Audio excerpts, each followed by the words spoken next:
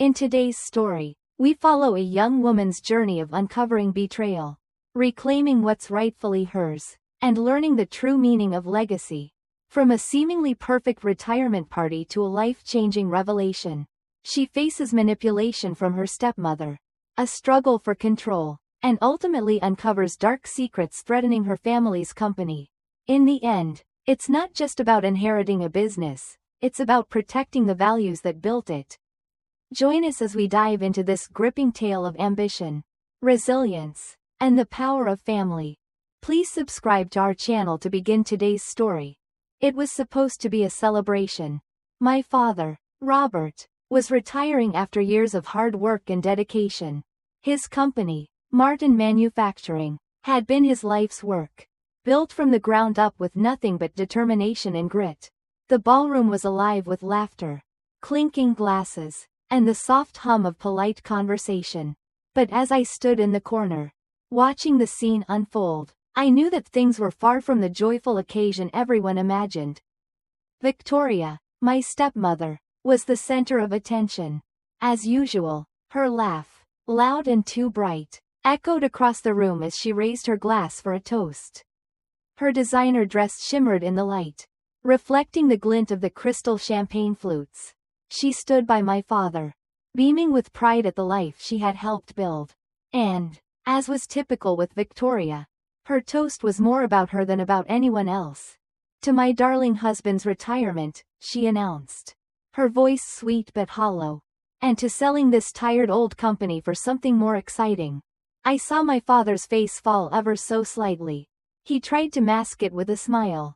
But I could see it, the subtle ache in his eyes. He'd built Martin Manufacturing for over 30 years. It was his legacy, the fruit of his labor. And now, Victoria was standing before our friends, announcing that it was nothing more than a stepping stone to something better. Something newer, something shinier. And, she continued, her eyes scanning the room. Of course, some people thought they'd inherit this company. She let the words hang in the air, like a dagger poised to strike. Poor little Emily, thinking Daddy would hand over a multi-million-dollar business to someone who can't even keep a relationship longer than 6 months. The room fell eerily silent. I could feel all eyes on me. Some of the board members shifted awkwardly, while others pretended to be absorbed in their drinks. I could feel my cheeks burning. But I kept my face neutral. I refused to give her the satisfaction of seeing me flinch. My father didn't say a word. He just stared at his shoes, saying nothing, as he always did when Victoria threw one of her little barbs my way. Victoria went on, her voice dripping with fake sympathy. "Running a company requires maturity, experience, and, of course, a proper family image." She patted her flat stomach, reminding everyone of her announcement that she was trying to give my father a child. The way she looked at me, oh, it was cruel. But I was not about to let her win. I knew what she was trying to do.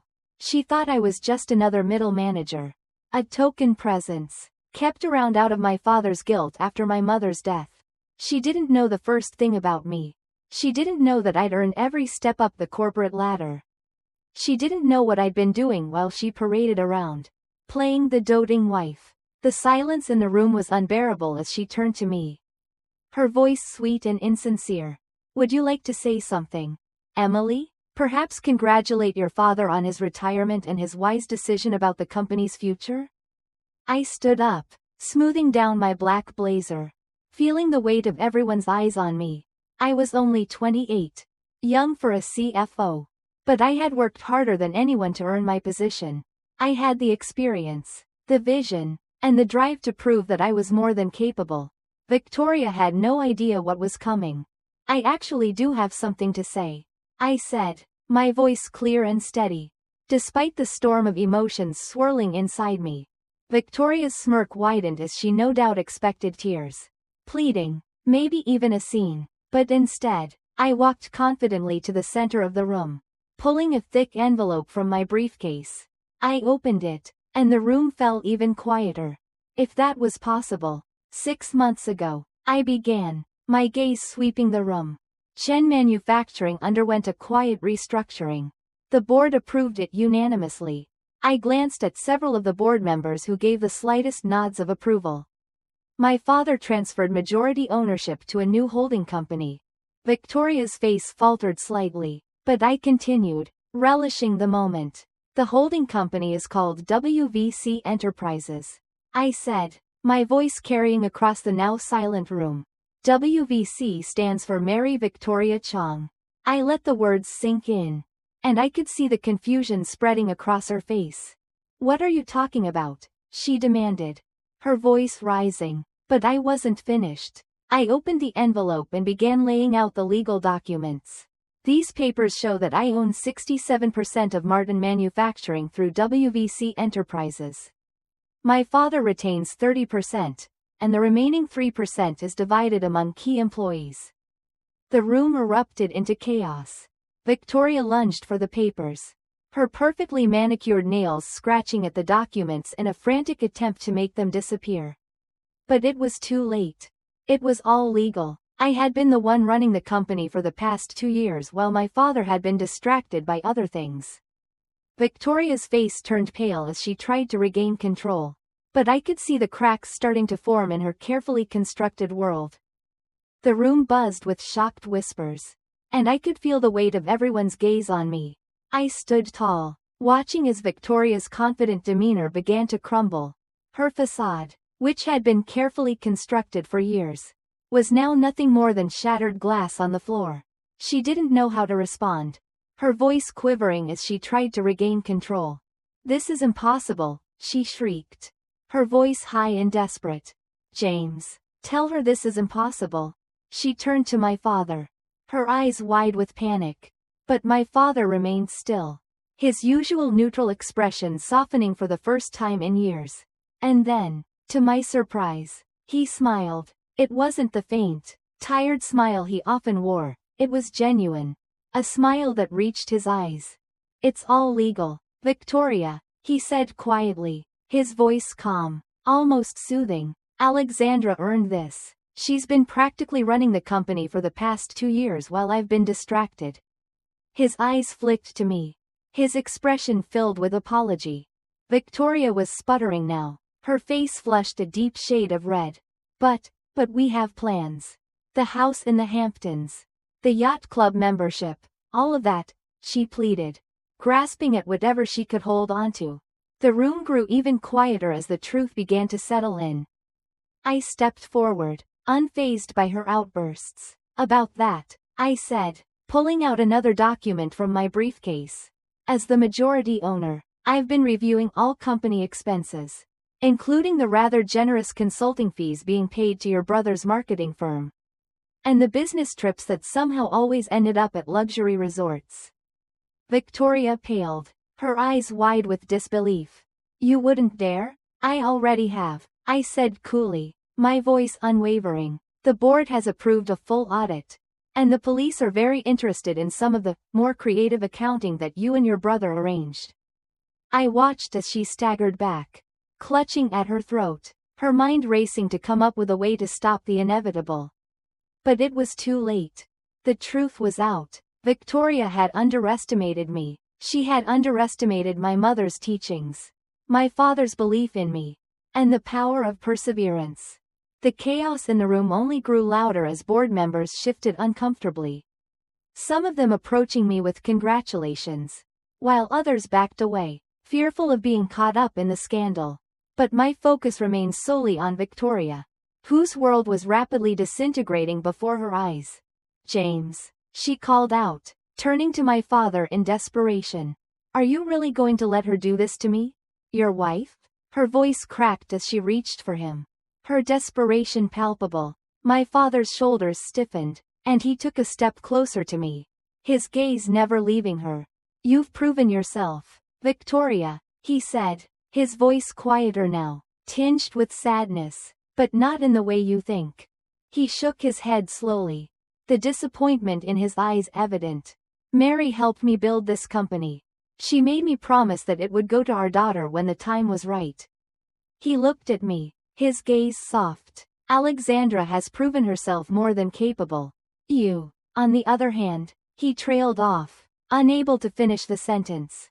Victoria's carefully constructed world began to crumble, and it was at that moment that I truly realized how deep her betrayal went. She wasn't just trying to take over the company. She had been playing a dangerous game all along. And now the consequences of her actions were clear for all to see. As she reached for her purse in a last-ditch effort to hold on to her dignity, it fell open, spilling its contents across the floor. Among the items scattered across the carpet was a small USB drive. The very same one that had gone missing from my father's office months ago. I recognized it immediately. Looking for a buyer for our trade secrets? I asked quietly, picking up the drive. The entire room fell into an uncomfortable silence. Victoria's face contorted with rage as she lunged for the drive. But I held it out of her reach. This, I said, holding it up for everyone to see, explains all those lunch meetings with our competitors. Her face turned pale, and I could see the fear in her eyes as the full extent of her treachery became clear. Security, I said calmly, my voice cold, will escort you out. Your personal belongings will be shipped to you after they've been checked for any other company property, of course. As the security team moved toward her, Victoria's face twisted with fury. But I remained composed, my heart steady despite the storm raging inside me. And don't worry about the prenup, I added with a smile, channeling her own fake sympathy. It has a lovely clause about corporate espionage. I watched with a sense of quiet satisfaction as she was led out of the room. Her shrill cries echoing in the distance. The room, now filled with an air of both relief and excitement, slowly began to return to normal. Board members congratulated me, employees whispered their support, and I could feel the weight of the moment settling over me. But the most important part of the evening was still to come. My father, for the first time in years, stood tall and walked over to me, pulling me into a tight embrace. I'm so sorry, Alex, he whispered, his voice thick with emotion. I've been such a fool. Your mother would be so proud of you. I held him tightly, breathing in the familiar scent of his aftershave. I know, Dad, I said softly, my heart aching for the man who had been both my rock and my greatest influence. But just as we shared that quiet moment of reconciliation, my phone buzzed. It was an urgent message from Marcus, the head of our security team. Miss Chen, the message began. We have a situation. Multiple attempts to access our servers from unauthorized locations. You need to see this. And just like that, the storm had only just begun. I could feel the weight of the moment pressing down on me. My father and I stood in his office. The room quiet, save for the soft buzz of my phone. As much as I wanted to savor the victory over Victoria, there was no time to rest.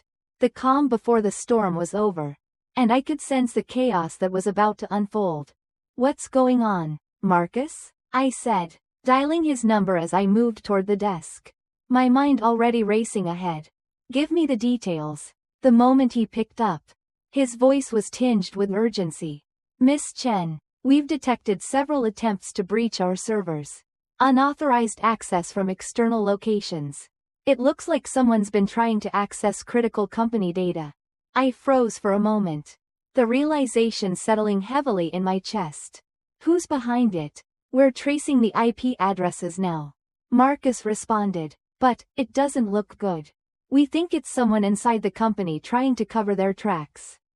It's bad, Alex. I didn't need any further explanation. I knew exactly what it meant. This wasn't just some random hacking attempt. Someone had been plotting behind the scenes. And the timing was too perfect. The pieces were starting to click into place, one after another. I'll be there in 5 minutes, I said quickly, hanging up the phone without waiting for a response.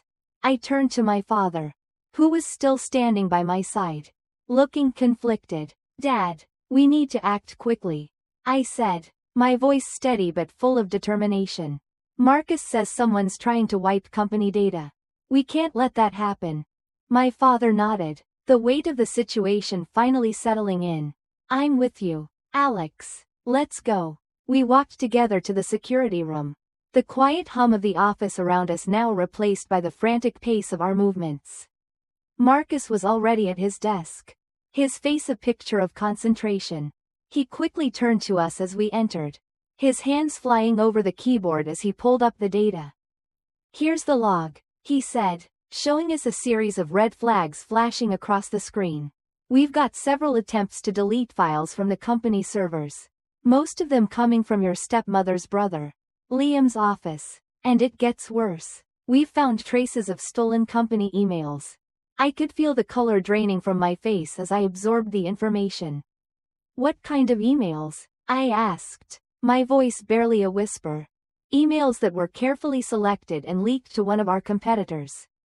But it wasn't just any random information. Marcus continued. "These emails were designed to make it look like Martin Manufacturing had been engaged in corporate espionage, just as Victoria was claiming in the media." I clenched my fists, my mind racing. Victoria had planned this for months. She had orchestrated a scandal to destroy me, to make it look like I was the one breaking the law. When in reality, it was her all along. "It's her, isn't it?" I said, my voice low and dangerous. "She's the one behind this." Marcus nodded grimly. "It seems that way, but there's more. We found something else. Evidence suggesting that your takeover was illegal. The press is already picking up on it." I felt my blood run cold as the implications of his words sank in. This wasn't just about saving my reputation anymore. It was about saving the company. And possibly, my father's legacy. "I need to get ahead of this," I said, my mind already shifting into action mode. "Call an emergency board meeting. Get Victoria's cousin, the federal prosecutor, on the line too. We need to expose her before she ruins everything." As Marcus made the necessary calls, I felt the weight of the responsibility settle heavily on my shoulders. This was no longer just about taking over the company. This was about protecting everything my mother and father had worked for.